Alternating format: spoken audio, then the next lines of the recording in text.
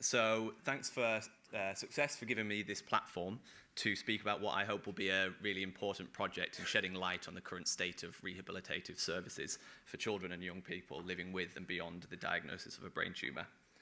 I'm a physiotherapist by background and work in the cancer service at Great Ormond Street Children's Hospital. But I'm currently employed 2 days a week by the North Thames Paediatric Network to work on the project that you can see on the screen. Whilst I'm employed by the network, the funding for this project has come from Success. So to set the backdrop of this project, in the UK, approximately 400 to 600 new brain tumour diagnoses are made every year. Brain tumours are the most common form of childhood solid tumour and the second most common cancer diagnosis after leukemias. And they account for approximately 25% of all childhood cancer cases. I'm mindful at this point that I've said the word cancer and it's listed on the slide here. But I'd like to acknowledge that not all brain tumours equal cancer. And I think that's really important to consider within this project because the clinical course, the support networks, and the services available will vary between whether a tumour is considered malignant or non-malignant. So the scope of this project very much spans brain tumours. Thankfully, through medical advancements and new treatments, survival rates for brain tumours have almost doubled over the last 50 years. So you can see the gold bar highlighted here that in early 1970s, survival was around about 40%, whereas the most recent data suggests that it's just a shade below 80% now. And while increasing survival rates are undeniably positive, what's becoming more apparent is the secondary side effects that can impact on a person's cognitive, social, and functional abilities. This slide, which uses the International Classification of Functioning model, outlines some of the more common ramifications that brain tumours can have on a person's abilities. What this model demonstrates is the interchange that all of these different components and factors have on one another and how they culminate to give a person's overall functional abilities. For instance, if we were to look at the box on the left, where we focus on body structures and functions, this is where we really hone in on anatomical and neurological impairments. We could pick out impaired balance and fatigue and see how if we follow this into the box in the middle, how these impairments may impact on a person's ability to mobilize and their ability to carry out self-care tasks, which in turn could limit their participation in employment or school. All the while, environmental and personal factors would be at play. For many of the challenges listed on this slide, rehabilitation is the means to breaking down barriers and improving outcomes. So what is rehabilitation? Well, a comparative study in 2020 tried to answer this exact question. During their literature review, they identified a mere 187 different definitions for rehabilitation. Of the numerous definitions, there was some commonality with the words used. The most common words were function, disability, person, health, optimization, and environment. What we can take from this paper is that defining rehabilitation is very tricky, and that each person's understanding of rehabilitation will differ from another's. Were we to survey this room, we would likely get very different opinions on what rehabilitation comprises of. And this is because our understanding of rehabilitation comes from our background, our profession, and our lived experiences. So in the absence of a universally agreed definition of rehabilitation, and for the purposes of this study, I'm using the World Health Organization definition, which defines rehabilitation as a set of interventions designed to optimize function and reduce disability in individuals with health conditions in interaction with their environment. This is because it encompasses many of those common words that were identified in the study that I mentioned earlier. So what is the current rehabilitation network? Well, each area in the UK will have their own subtle differences, but for the purposes of this project, I'm focusing on the North Thames region. North Thames region has a population of over 6 million people and has a wide variation in the socio-economic status. For instance, the North London region contains both the 6th most affluent and the 3rd most deprived regions in England.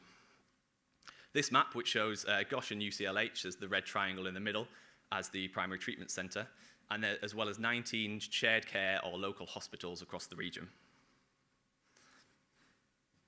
The current rehabilitation network comprises of rehabilitation professionals, so occupational therapists, speech and language therapists, psychologists, physiotherapists, etc., in 4 main locations. These are the child's primary treatment centre. Again, aware that primary treatment centre is a term that's generally used in the world of cancer, but this could easily apply to the child's neurosurgical centre, as well as local hospitals and community services and child development services.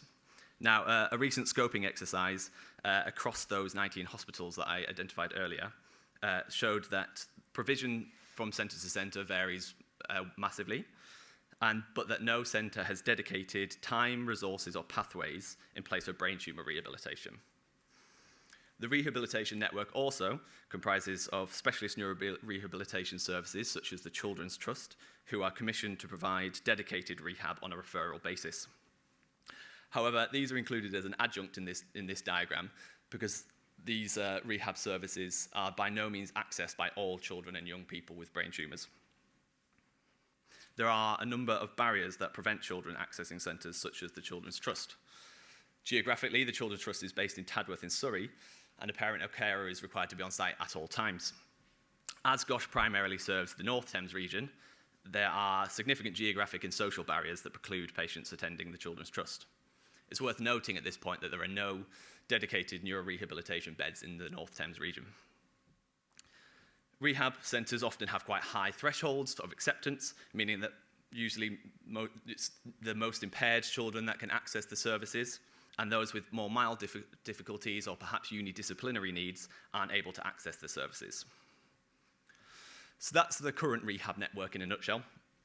But what standards or guidelines currently exist for rehabilitation following the diagnosis of a brain tumour? Well, it'll come as no surprise to many of you in the room that there's very little in the way of robust standards. NHS England set out in their standards for neurorehabilitation, where they state that children who have sustained an acquired brain injury require a certain level of rehabilitation. However, these guidelines span acquired brain injury and are not specific to brain tumours. The National Institute for Health and Care Excellence, or NICE, within their guidance for cancer services, state that children with CNS malignancy should receive specialist neurorehabilitation. This clearly possibly excludes patients with non-malignant brain tumours. And then in 2018, there was a cross-parliamentary paper published which recommended that all children with brain tumours have access to neurorehabilitation. We can look to the adult world for examples of more standardised and protocolised rehab packages. For instance, the adult stroke guidelines have very recently been updated. That suggests that people who have experienced a stroke should access at least 3 hours a day of physio, OT, and speech for 5 days a week. Nothing this standardised or protocolised exists within the paediatric world. So, anecdotally, myself and my colleagues, through working with young people and survivors of brain tumours, hear that accessing services and rehabilitation can be incredibly tricky. This might be because the services don't exist in the area, or that the frequency of intervention isn't sufficient to match the needs of the child. So, through discussions with clinicians at GOSH and in collaboration with Success, the proposal has been put forward to essentially examine the current state of rehabilitation and to what extent some of these guidelines are being met. So the aim of the project over the next 9 months is to retrospectively review the rehabilitation of children and young people who have been diagnosed with a brain tumour. The first objective to review provision will be done in the form of a notes audit. Let's go back one. I'm also going to be seeking the views of parents and carers on the provision of rehab, as well as seeking the reviews of therapists providing the intervention. To help guide this study, I've been really fortunate enough to speak to some parents and advocates, some of whom are in the room. These discussions have been really helpful in helping me guide and design the questionnaires. Similarly, I've spoken to therapists across the network about their views on the current state of rehab and to identify any potential barriers and areas for change. Not only am I looking at the more physical aspects of function, but I'm also going to be looking at cognitive and educational considerations and speaking to Senkos and educational psychologists. So I'm going to be looking at two groups diagnosed at Great Ormond Street Hospital at two distinct time points. One group who are 1 to 2 years post-diagnosis, so reflect a more subacute group, and then one which is 5 to 6 years post-diagnosis, so patients who are a little bit further down the line. This will allow us to examine the provision and experience of rehab services and how it compares in a subacute to a period further down the line, when any latent effects of treatment may be emerging. What's often observed with acquired brain injury is that the further you get out from the point of injury, the less rehab support is available. This model will allow us to examine whether or not this is the case for patients with brain tumours. What's important to recognise is that for some brain tumours, particularly those who have required adjuvant treatment, such as chemotherapy and radiotherapy, that their rehabilitation needs may evolve and change due to secondary effects from treatment. This differs from other acquired brain injuries, such as traumatic brain injury. So hopefully I've managed to capture your attention and capture some interest into what this project is going to reveal. Sadly, I'm not able to give you any results because we're not quite at that stage yet. So I'm in the process of finishing up questionnaires and hoping to get them sent out in the next couple of weeks. Perhaps this time next year I can come and share some things. So that brings me to the end of my talk. I'm going to be around all day, so please grab me for any discussions on anything rehab.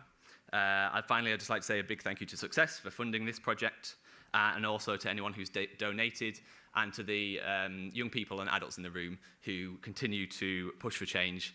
I'm very aware that sometimes it feels like your voice isn't being heard, but your views and experiences can be incredibly powerful in pushing for change. Thank you very much.